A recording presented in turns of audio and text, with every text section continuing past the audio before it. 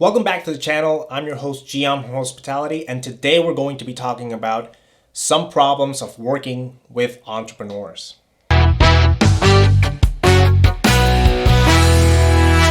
Before you say that I'm giving you some advice or you reference this video as the reason for doing something negative or positive, take into consideration that this is just my opinion and my experience working with startups and entrepreneurs. I'm also not a psychologist, and all the information detailed here of psychological terms are my interpretations of the available information. So with that said, let's get to it. Since working in startups is becoming a more and more prevalent job market opportunity, I believe it's pretty relevant to make a video on my experience working with startups and even, being second in command to the CEO of a startup. Let's look into the mind of entrepreneurs, and I'll tell you my opinion on if they indeed make good bosses and if you're going to be a good fit to work directly under one. We'll talk about expectations, when and how entrepreneurs are more effective, if they actually make good bosses or leaders, and if you're an entrepreneur, how to develop your boss skills to be able to manage and handle people. With that said, let's get into it. Entrepreneurs are mainly creatives. They are people who normally are high in openness with a little sliver of conscientiousness. In the case that you don't know what these psychological terms are, they are part of the 5 big personality traits that psychologists have identified, within individuals. The main reason for their openness is the ability to move around in a no-rule governed structure. So, for example, the beginning stages of a company is a stage where there are no rules and there's no set path. So an entrepreneur can take that particular environment and work within a no rule structure.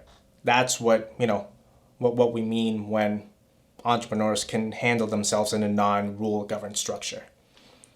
And particularly, this is where an entrepreneur thrives because they're creating something out of nothing and they're particularly good in that ability of creating something. On the other side, they need some conscientiousness to be able to say no when they don't like something.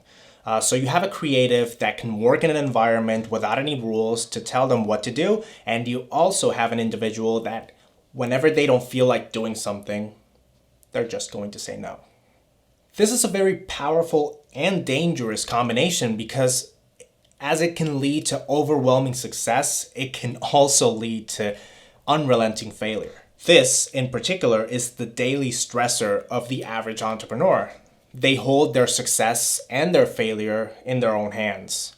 Now, take into consideration that they hold it in their own hands within, regular market conditions. When you take into consideration, external uncontrollable factors, then they have less and less control over their outcome. So take into consideration a pandemic, right, or a natural disaster, or creating your business on the backbone of a third party. So that's something you can't control, so you have less and less control over the outcome and success of your particular business. Now that you know a little bit about them, let's talk about working with them. In short, entrepreneurs make terrible bosses. There, the end. Kidding. That can't be the whole story, right? Well, I can only tell you according to my experiences in startups I've worked in, the startups I've consulted for, and now as a boss myself. With this, I can give you 3 perspectives. So let's start with expectations. Entrepreneurs have very high expectations of themselves and the people that they surround themselves with. So that means if you're working directly under an entrepreneur, you are subject to those expectations as well. So keep in mind that if you're going into a startup and you're going to work underneath the leading or maybe an intrapreneur, right? An entrepreneur that works within the organization, then you are subject to very high expectations.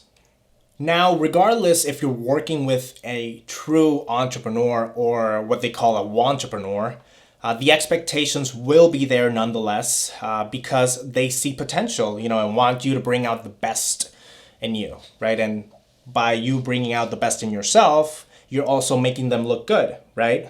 And you're also helping the company move along, and you're also helping them realize the vision of the company.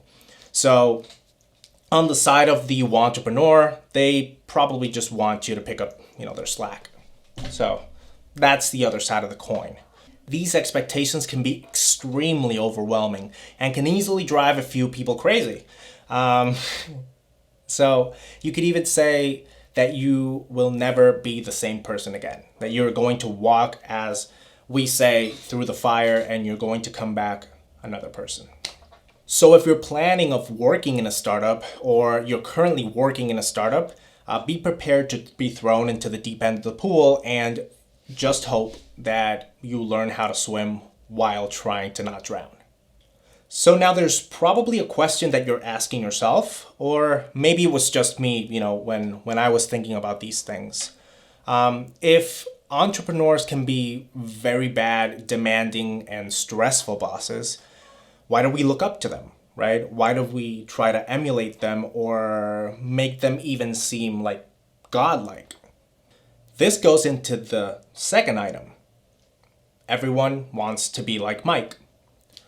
It has to do with the fact that great entrepreneurs are the engines of innovation and positive changes in the world, right? Some people may argue that some entrepreneurs are also the engines of negative changes in the world, but let's focus on the positive things. So everything that has been created, used, leveraged, or has increased your quality of life has been created and developed by an entrepreneur. So you would argue that they would make a great leader, since we should try to emulate greatness, right? Well, not really. In reality, the qualities of a leader are present within, an entrepreneur, but a lot of the times they don't surface, and the reasons that they don't surface is probably a conversation for another video. So we'll probably talk about that later. Ultimately, there's a certain type of personality and type of human that is needed to make a good leader and a good boss. And sometimes they don't go hand in hand, the entrepreneurs with the good aspects and the good personality types to make a good leader and a good boss. So an entrepreneur is a broader categorization that can be filled with, all sorts of creatives. To be a boss, you need to be good at following processes, and entrepreneurs are generally not good at that, because of the reason that we explained at the beginning of the video, that they thrive actually in no rule governed structures. Third item, great entrepreneurs some of the time are introverts. There we go. And this doesn't go well, with trying to be a good boss and a good leader. To be a leader, you have to have the heart of a teacher, right? You must be willing to, show your skills and teach other people your skills, and have the patience to teach other people your skills, right? Or whatever they need to do. And a lot of the times entrepreneurs lack those social and human skills that are needed to be a good teacher and to be a good leader. So it basically boils down that a few will be great and the majority will not. I believe that you could even, apply, and this is headcanon, this is my opinion again, you could even apply the 80-20 rule. When normally someone says that 80% of your problems are caused by 20% of the people that work for you, or 20% of the situations that you endure. So that sort of thing. So you could think about it sort of like that, there are a few that are going to be great, amazing, and change engineers, and then there are going to be a lot of them in the broad spectrum that they won't really have those skills. So essentially, this 80% will be needing to find other people that are great at these things that they lack, people that will supplement those gaps in skills. Now, if you're an entrepreneur that can see yourself having these types of problems, then I have a few key points that you can try, so that you can almost instantly get your team more in line with the scope of your vision, handle themselves better within the startup ecosystem, or perform better in the projects that they get handed. And here they are. So lower your expectations. The first one, first and foremost, lower your expectations. They will never care or perform at the level that you care and that you perform for your company. Not even if they have stake in the company, they will never love, they will never be as passionate for the company as you are, because it's your creation, it's your baby, it's your you were there when you didn't have anything, and then you created this and they weren't. So they will never have that passion that you have for your company. So lower your expectations on that. Now, the second point, keep yourself in check, right? Make sure that you don't levitate above the rest and that you don't look unapproachable, right? We tend to get a little bit full of ourselves, and I include myself because I'm a boss, I'm an entrepreneur, and we sort of get a little bit full of ourselves, and we have to find someone that will anchor us down, right? That will keep us with our feet on the ground. That could be you, that could be a significant other, that could be a friend, but you need something that will anchor you down. So number 3, make sure to speak one-on-one with your core management team. So essentially what you want is to have this one-on-one on how they're feeling, right? Because if you don't know what your core management team is feeling, low morale can lead to failure, or it could even lead to sabotage, right? And you need to be on top of these aspects. And number 4, keep timelines realistic. I know you can do more.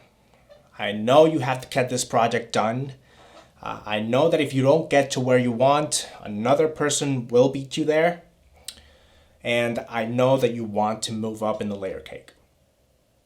By the way, side note, that's a great movie. And if you haven't seen it and you don't understand the reference, I would totally suggest you go see the movie, and you'll understand where the reference of moving up in the layer cake comes from. So now, back to it. So I get it. I get all these things. I get that you feel that pressure that you need to perform. But a very important aspect is that if your team can't keep up, it won't really matter at the end. All right, so that's it for this one. That ended on a pretty serious note, but I think it's a very serious topic. When we're trying to keep ourselves in check, when we're trying to, lower our expectations, and also not overexerting ourselves in terms of timelines. So we have to keep our timelines very realistic. Not so much for ourselves, but more for our team members. Our team members need to do their own things. They might have family, or they might want to do other things as well. So don't pressure them too much with very unrealistic and high pressure timelines. So with that said, thank you for sticking to the end. Remember that these are my opinions on the topic, and this is also part of my experience. So this is what I have experienced with startups that I've worked with, being the second in command to the CEO of a startup. Primarily, as you can see from the theme of the channel, it was a short-term rental / hospitality focused startup. Basically this is what came out of that particular experience. So if you liked it, don't forget to like and subscribe, and also share it if you have a friend that's an entrepreneur, or a friend that's working for an entrepreneur. Maybe this can help and get a little bit of clarity, or get another perspective, right? And if you have another perspective on the particular topic, so leave it at the comments. I would love to discuss this further and have a little bit have another perspective on it. If there's something that I missed, if there's something that could be better, or if there's something that I got wrong, right? So with that said, you can follow me on Instagram at hospitality5, or connect with me on LinkedIn. Just search hospitality, and I'll come up. So see you in the next one.